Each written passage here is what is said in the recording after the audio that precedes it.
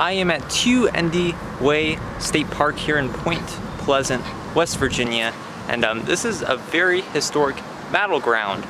This is the site of the Battle of Point Pleasant, and it's the only major action of a war called Lord Dunmore's War. Lord Dunmore was the royal governor of Virginia at that time, right before the Revolution, and he sent the Virginia militia down here to defeat the Shawnee under Chief Cornstalk, who is an interesting character who we'll talk about in a minute. And it's really cool, so we're gonna go check this out.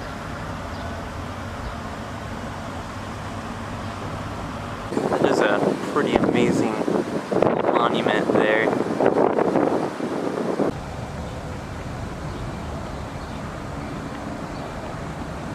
The granite obelisk is 84 feet tall.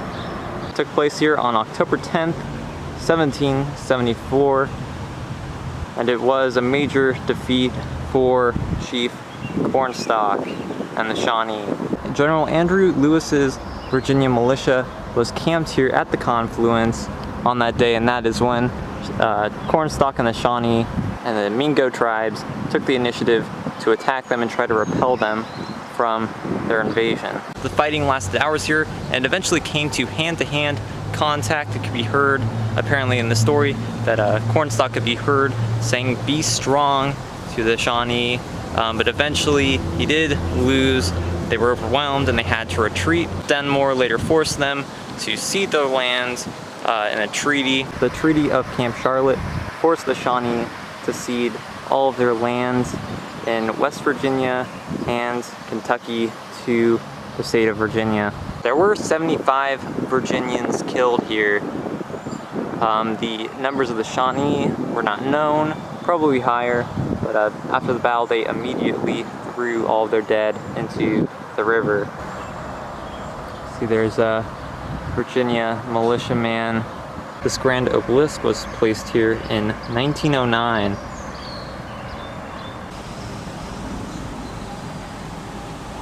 Here's the list of the Virginian Army.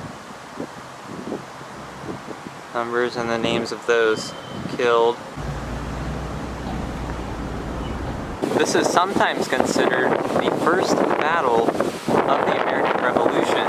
Now, I'm not sure quite why, because it wasn't really against continental forces or anything like that. So there was legislation in 1910 to officially declare it the first battle, but that didn't pass, and I think I would agree with that judgment. This plaque calls it the most important battle between the Indians and whites.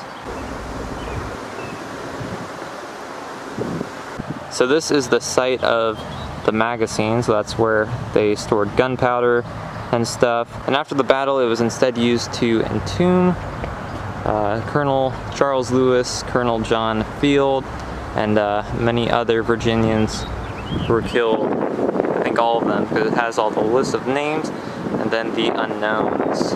Here's the grave of Colonel Charles Lewis.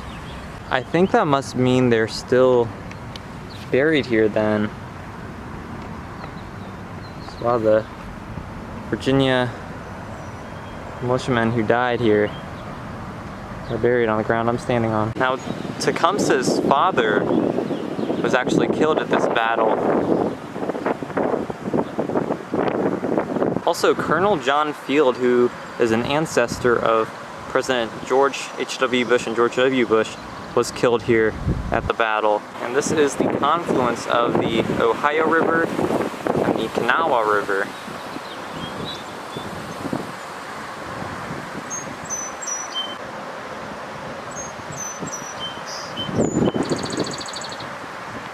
On the West Virginia flagpole is the Sally Marmot anchor. In August 1925, while steaming to Cincinnati, the boat Sally Marmot hit and sunk on this anchor. And here's a memorial to the Revolutionary War soldiers who are buried here at the grounds and in Mason County, West Virginia. Quite a few.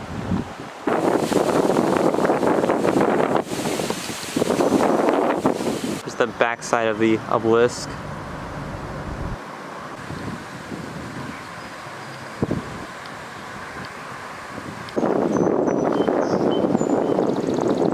This plaque is about the French lead-in plate, which was washed out at Point Pleasant in 1849 and planted in 1749. So this is the original text of it. It's interesting. And that is called the Mansion House Museum. Not sure if how old it is. I mean, it's leaning to one side, so I assume it's a fairly old building and now a replica, but it's not open right now. Here is the water panther stone. It's believed to be a Shawnee altar stone. And this is the grave of Anne Bailey, heroine of the frontier. She was born in Liverpool, England in 1742. She was called Mad Anne, and she came to Virginia at age 19, married Richard Trotter, who was killed here at the Battle of Point Pleasant. And she dressed in buckskins and galloped off to revenge her husband's death. She traveled to the remote settlements carrying messages, and she later married John Bailey, a member of the garrison at Fort Lee in Charleston. She rode a 200-mile round trip from Fort Lee to Fort Savannah in Lewisburg for gunpowder in 1790, and the historic ride saved the fort. She settled near here with her son after the Revolutionary War. She's credited with bringing the first pair of geese across the Allegheny Mountains. So Chief Cornstalk had to sign the Treaty of Camp Charlotte, but he didn't really leave the area. He was still around here. But a few years later, so either in October or early November of 1777, a Shawnee killed a soldier who was out here. And so the settlers, even though they'd made agreements, they went on a rampage and they decided to kill Chief Cornstalk. And this is his cursed grave. So his actual name was that, but you know, we white people can't say that, so let's call him Cornstalk.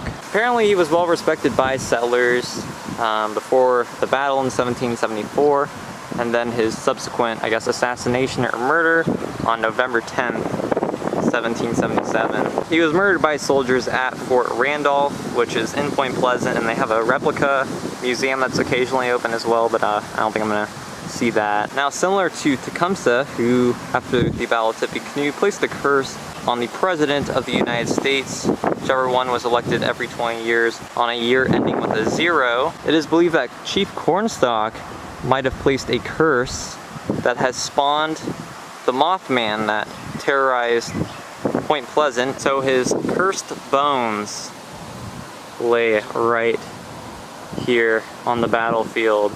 Apparently not his whole body is here, but his jawbone, a rib, and a femur.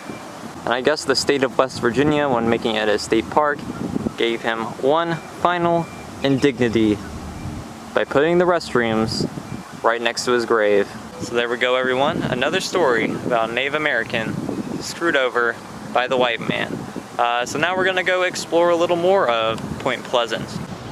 This is neat. The Captain's Creamery. It looks like a riverboat. This is pretty sad. This was the Point Pleasant River Museum, but like less than a year ago it caught on fire and most of the collection got destroyed. You can see it's all boarded up, but at least I do think there's plans to rebuild it somehow, so wish them luck with that, and hopefully I can visit this place one day. You can see the bridge going over the Kanawha River. So this is a marker about Olivia Hoffenbarger, who was one of the youngest female publishers in the U.S. with purchase of the State Gazette here in Point Pleasant in 1888.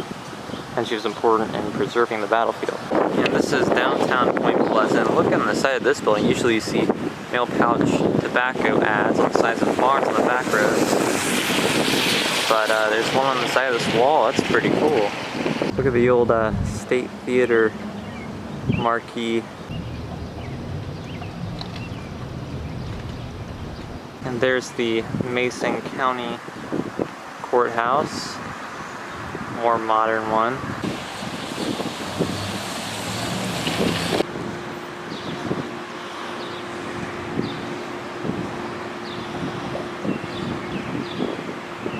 This is on the Border Grays, who were Confederates, I guess, here on the Ohio River border. This is the historic Low Hotel.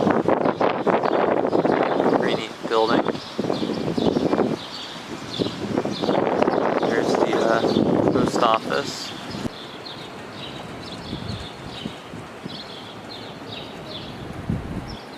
There's a plaque on the Low Hotel. And this is the entrance to the Ohio River Walk. Looks like they have some historical murals. It's one of the oldest cities along the Ohio River, and it was first named by George Washington. So this first part is about Lord Dunmore's war, so what we just saw at the monument. So there's a Chief Cornstalk and all of the English forces coming in, and this is Cornstalk signing the treaty after he lost in 1774. And I think this big scene is showing the battle. Wow, this is a huge mural. Someone put a lot of effort into this. Here's the heat of the battle. All the British. Oh, that's a lot of them that were there. Wow. And here's another statue of Chief Cornstalk. Right next to General Andrew Lewis, who defeated him and really screwed him over.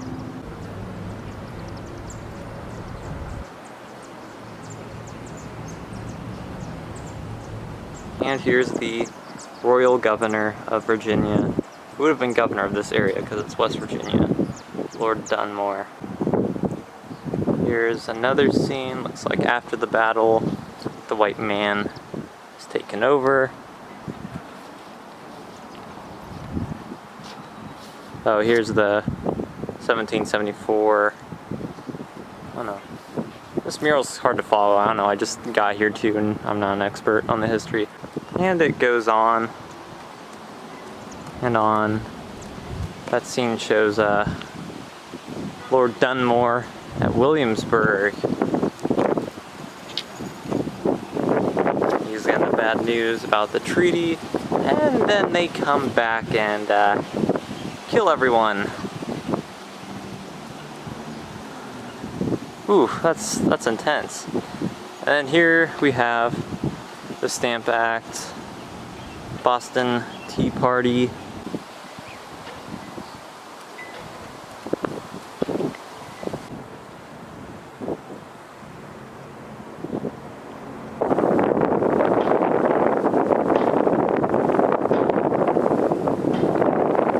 I don't know if you can see under there, but you have a better view when you're coming into town from that way. I was driving, so can't really show it, but there's a giant nuclear power plant.